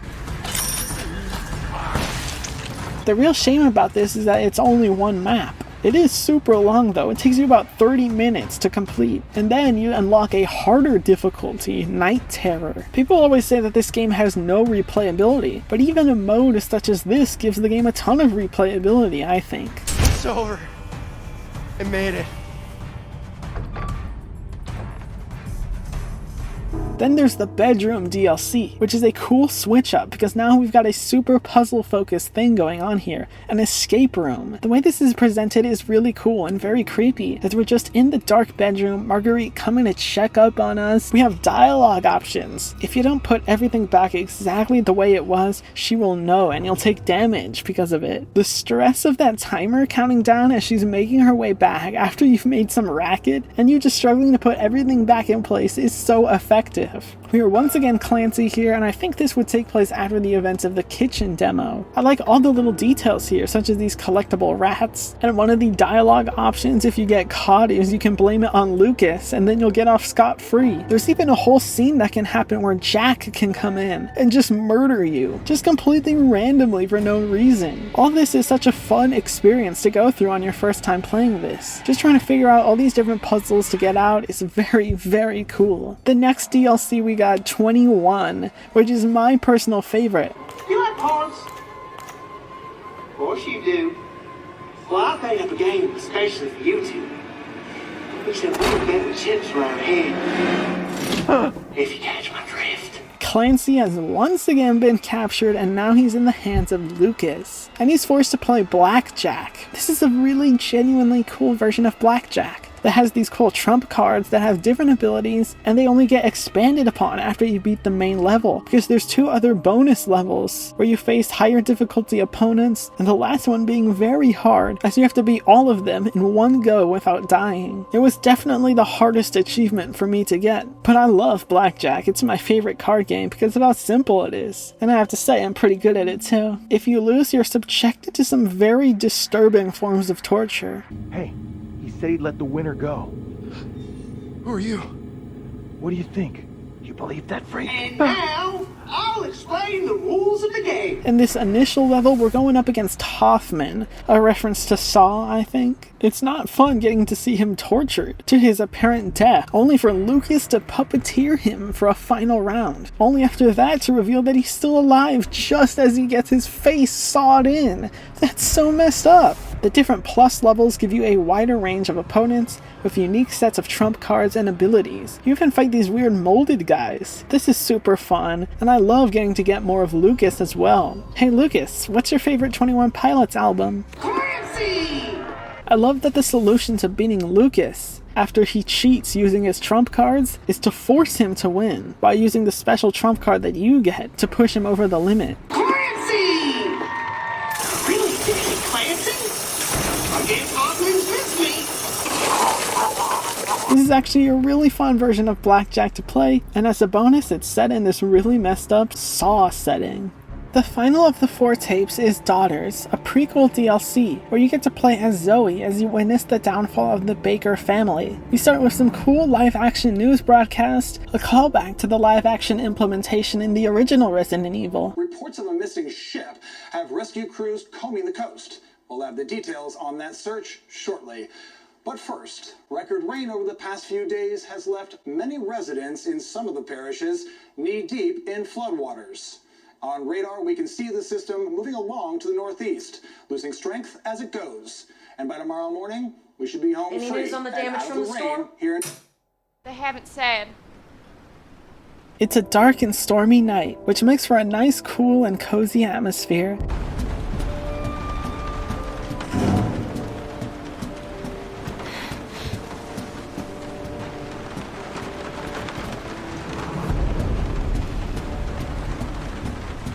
As we witness Jack bringing in Evelyn. At this point, they've already found Mia and have her staying in the trailer. Let's get this poor girl some fresh clothes and into a warm bed. We'll put her in Lucas's old room. Oh, come on, can't you put her somewhere else? Oh, Lucas, you just hush. You've long outgrown that room.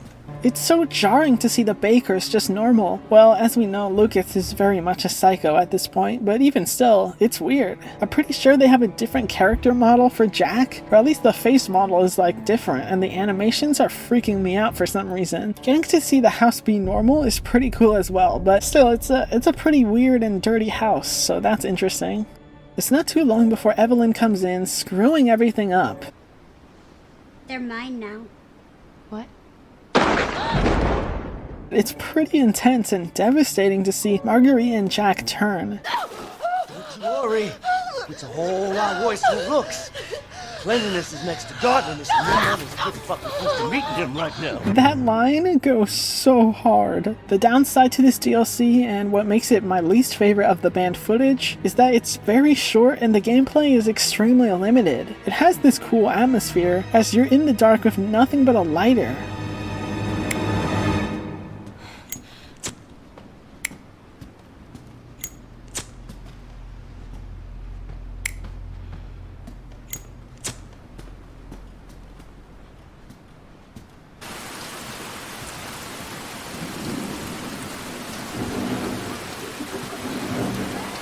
But there's not that much to do here, except avoid Jack and Marguerite in these extremely linear sections. Interestingly enough, there are 2 different endings here. One if you go through normally, and another if you poke around using the lockpick to eventually find your way up to the attic of Lucas's room, which will trigger you to get the dog head used to unlock the back door, leading you to the trailer. In the true ending, you make your way to the trailer and find Mia, along with the D-series head, which we know will be used as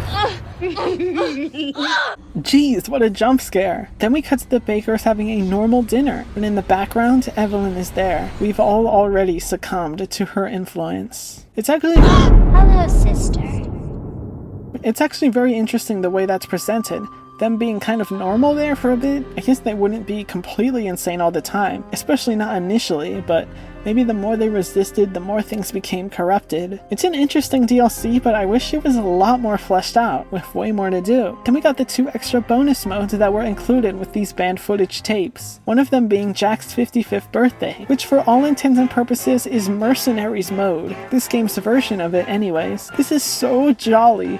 A great change of pace from the horrors we've just experienced. It's Jack's birthday, and we gotta feed him some food. Again, it works sort of like Mercenaries. We're defeating enemies, extending our time, but we have an added bonus gameplay-wise of having to find these food items, combining it into different combinations to make it more effective, bringing it back to Jack to fill up his food meter.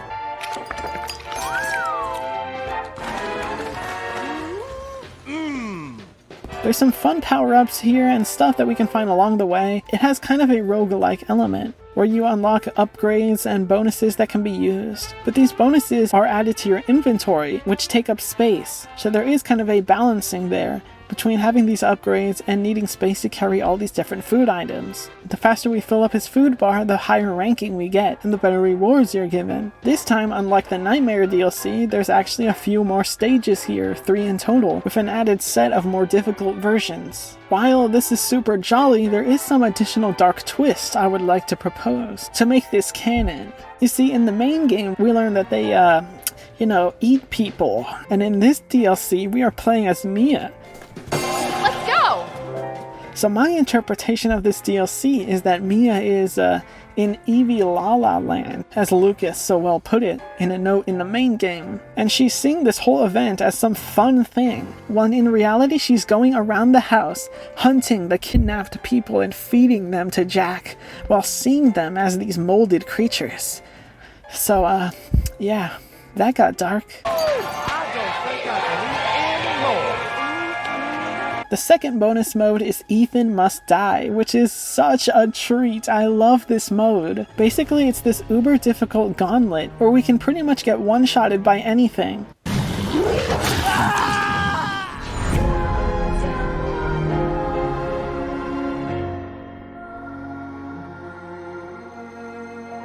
To help us along the way, there are randomized loot drops that vary based on a star rating. There are all sorts of trickery going on here, hidden bombs and crates.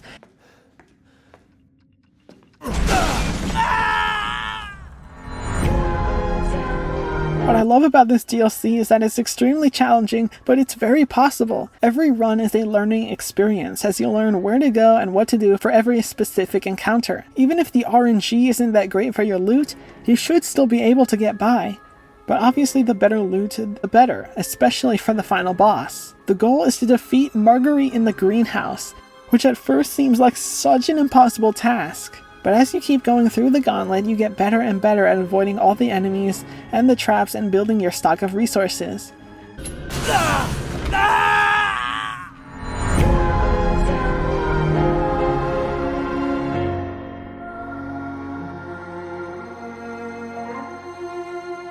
There's some truly frustrating segments here, and it took me hours upon hours upon hours to master.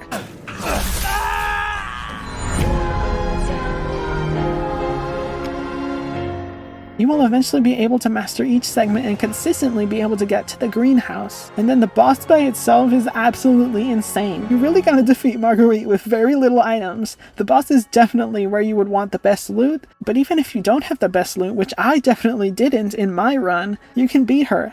I will never forget defeating Marguerite here. I almost died. Earlier, right when I got to the greenhouse, I found my one and only 5-star chest for the run. What you would usually want here is the Albert gun, because that with the enhanced handgun ammo is the most powerful weapon in this mode. I got the walking shoes, the most useless item you can get. But guess what? Because of the walking shoes, my walking speed going backwards was ever so slightly increased, that Marguerite was barely able to miss me.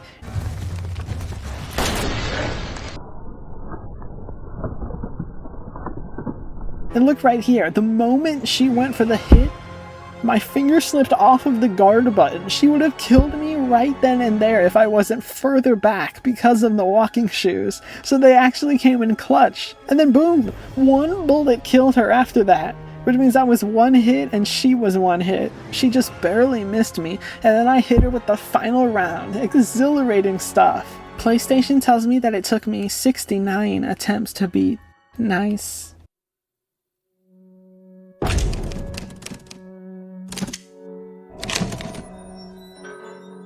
Now we got the main DLCs. Not a Hero, which was revealed at launch day to be released that spring. However, it wouldn't release until the December that year. A bit of a delay, but nowhere near as delayed as the Shadows of Rose DLC. We had to wait like a year and a half for that one. Anyways, here we play as Chris Redfield, teaming up with Umbrella, the new and reformed Umbrella, to take down Lucas Baker, the only one we didn't get. So we're back in the mines, swinging our fist side to side as we can literally just punch enemies and stomp on them. Classic Chris Redfield. I love that you can aim down sights with your weapons, a feature that will be in Requiem. I really like this because it allows me to play with no HUD and not miss every shot. I got news for you. What? That's not gonna happen. Oh, I wouldn't do that if I were you.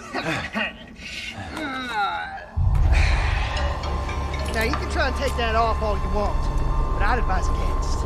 My hand might slip and... Lucas! No! Oops. Adios. Muchachos. Fuck.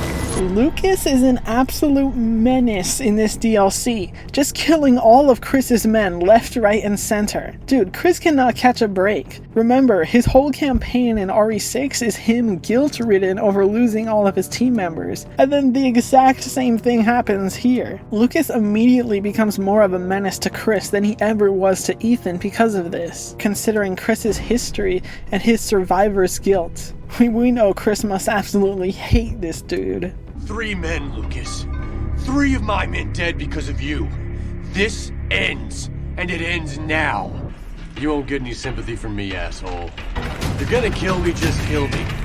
For the love of God, shut the fuck up! We kind of have a little hub area in which we have 3 different paths to go.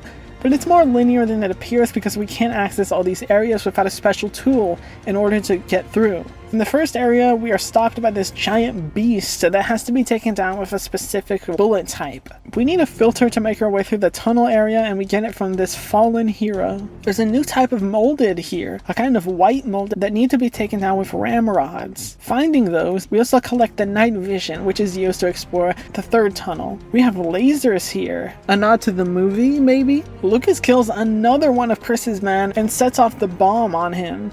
So you have to make a break to try and detach it with some coolant or something. Then we have to take down this giant mama molded. Chris is able to get the bomb off, and now we have the key to fully access the lab. This is a really cool environment, but I wish it was a lot bigger. Wish we got to explore more of an industrial lab area, because most of the DLC is still just these mines, which is, again, visually the least interesting area in the entire biohazard experience. I like this room that we can explore of where Evelyn was being kept and tested on. Now it's time to take down Lucas.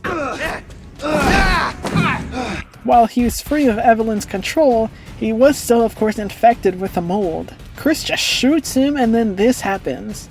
Again, this is kind of a halfway transformation here, where he molds away but we don't see him fully transform.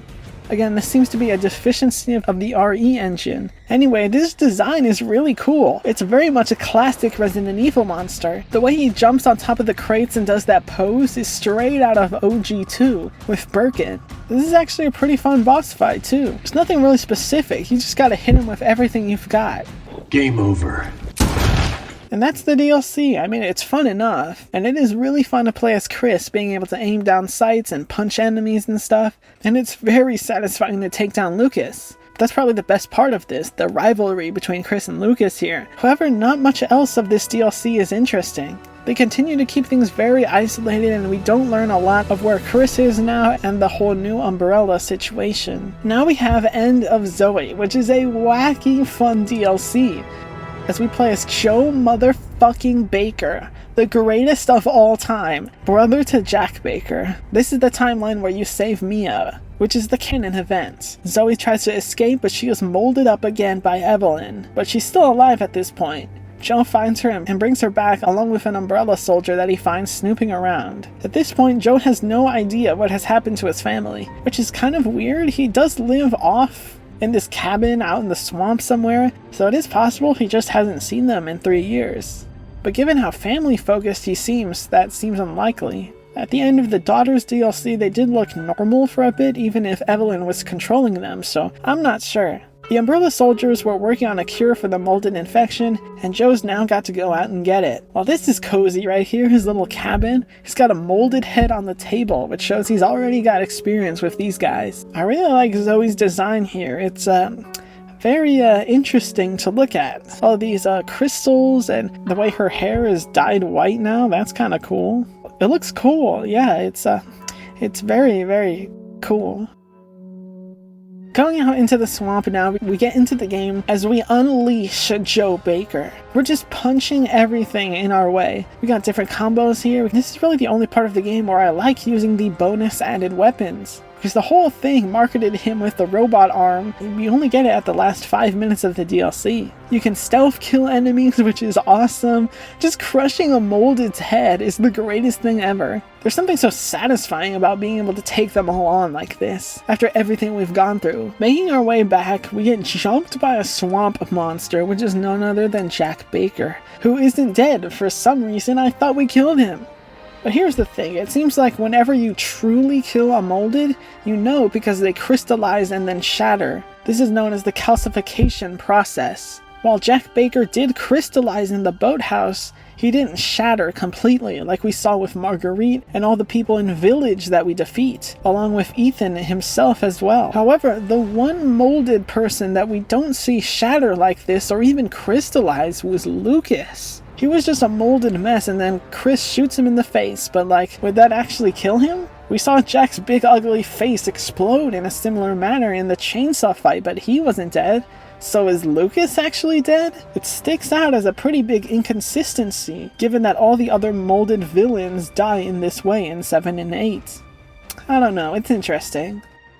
So we gotta go and find the cure again, so we head out into the swamp. It's really cool being outside. Now we got another little safe shack here, which is very cozy indeed. One of my favorite safe rooms for no particular reason. I just like chilling out here, and yeah, it's very nice here. I like this safe room.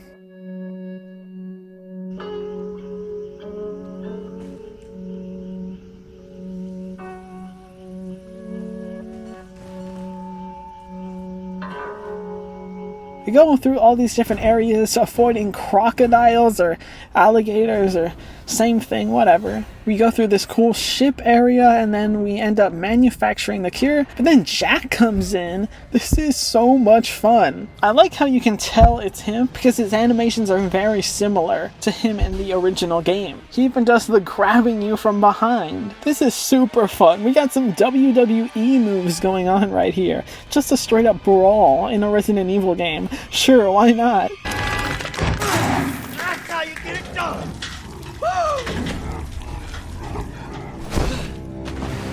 We finally make our way back to Zoe and we're gonna give her the cure and everything's gonna be fine. Oh no, wait, it's not, because Jack comes in and swipes her away. Now we gotta chase them down and we go into the contained umbrella area. Jack just disappears somehow into the fog. Okay. Anyways, we fight our way through several molded and several crocodiles or alligators or whatever the fuck. There's some new items you can craft, like the spears, which are really fun, and these kind of stake bombs that you can plant. I like that you make healing items out of these little critters that you find. You can also eat them on their own, which makes for some fun animations. We find a giant molded and then make our way into this church. Look at this setting right now. This is such an amazing shot. This is cinema. Jack comes in once again and you know it's him because he does the whole grabbing you from behind with the punch, like he's welcoming us into the family all over again. We know that animation all too well. Joe finally realizes that it's his brother here, but he buries him alive in the water. Luckily, Joe survives this as he washes up on shore and we finally get the power glove. It's such a powerful experience here, and then the nostalgia of being back at the Baker estate. Everything comes full circle. Seeing this place in a different light, we're not scared anymore. The triumphant music playing here too, it's just so great. One-shotting all these enemies. The house has been quarantined and it's really cool looking. We enter the white tents into the main house and we get the final boss here, and again, this combat is so much fun. Charging up the power glove at full capacity to knock him in the face. This final punch right here. This is farewell from the family, brother. So sick. We finally get to Zoe and put the cure in her. Zoe, hang in there. You gotta be alright now. Joe? What happened to her? Are you okay? I'm fine, don't you worry about me. It's all over now. Some soldiers show up and we got Chris Redfield. It's gonna be okay. You must be Zoe Baker. Who the hell's asking? Chris Redfield. Been looking all over for you. We're here to help.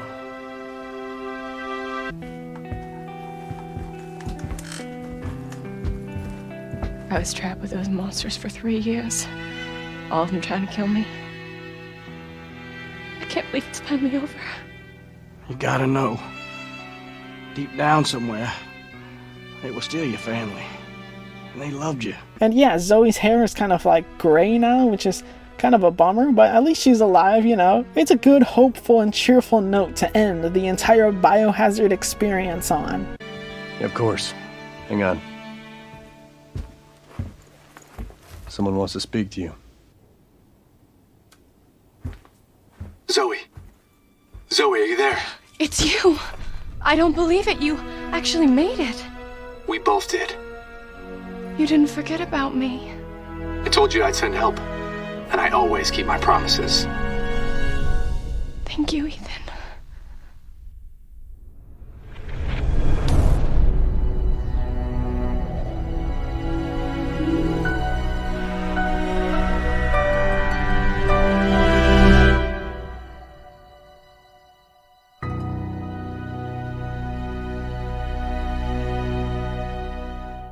It makes me bummed though that Zoe and Joe don't make an appearance in Village. It would have been so hype if they showed up in that game, helping out Ethan. The opening briefing of Village is written by Zoe. It's kind of disappointing that she doesn't show up in the story. I guess that's 2 more added in the ranks of forgotten Resident Evil characters. Whew, what a journey, seriously. A complete roller coaster of an experience through the main campaign and all of the DLCs. Don't forget that awesome demo as well.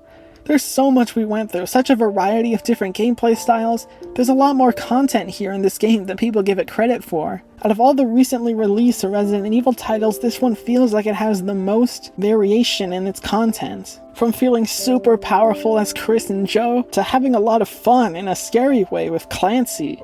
Having a story-focused, harrowing experience as Zoe, and then the absolute ride that is Ethan and Mia's experience. Of course, the 2 game modes Ethan Must Die and Jack's 55th birthday add a lot of replayability as well. This is a peak Resident Evil title. It has such a strong identity and it feels unashamed to be itself. It has such a strong direction. The direct sequel to this would be Village, which is very much a mixture of this and Resident Evil 4, with having its own kind of gothic style. Does it work? I guess we'll find out. That'll be coming up next. But I will say that game feels like it's afraid to go full action and afraid to go full horror. There's also clear direction changes with 8's story. There are obviously responses to fan feedback, and not all in a good way.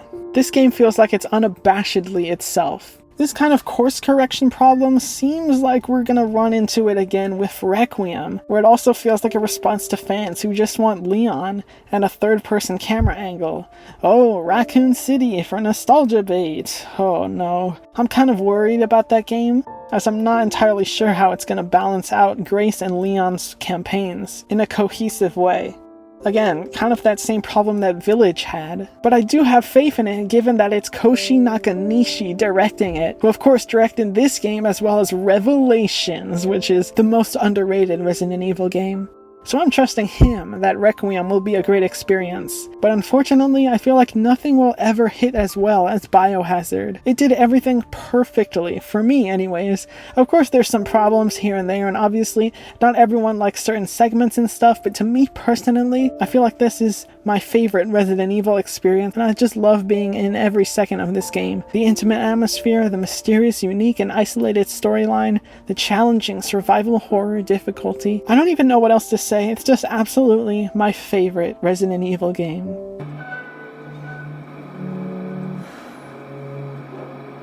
Oh, and by the way, everything I just talked about is playable in VR. What? Dude, that is the craziest thing ever. That's on my bucket list for life, is play this entire thing in VR, because this is so cool that this entire thing is in VR. I mean, think about how much shit was in this game, how much cool vistas and experiences, how many genuinely terrifying, mortifying experiences, the intensity of everything that I just described, and all these varying gameplay styles, all of that is in VR too. That's crazy, holy shit! But anyway, yeah, RE7 slaps.